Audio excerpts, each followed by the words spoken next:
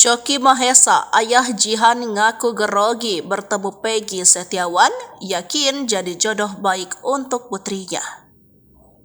Coki Mahesa, ayah Jihan gadis Pluit Jakarta Utara mengungkap perasaannya saat bertemu dengan Peggy Setiawan. Coki mengaku grogi bertemu dengan pria yang sempat terseret kasus pembunuhan Vina dan Eki 2016 silam itu.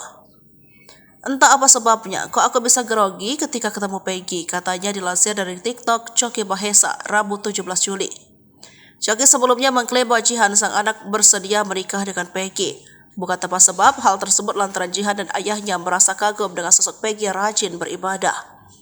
Selain itu, Coki meyakini jika mereka menikah, maka hidupnya tak akan sengsara.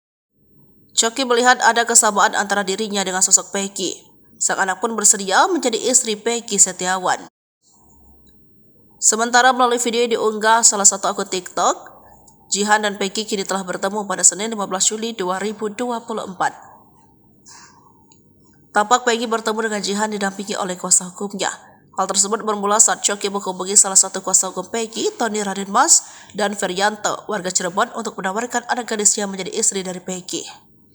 Coki mengaku sudah memberitahu kepada Tony beberapa hari lalu, namun hingga kini Tony RM belum memberi kabar kembali. Pegawai restoran bebek goreng tersebut memaklumi bahwa belum ada kabar baik dari Tony. Pasalnya Peggy bersama kuasa hukumnya lagi memiliki agenda segambreng untuk memenuhi undangan stasiun televisi terkait kasus Vina Cirebon.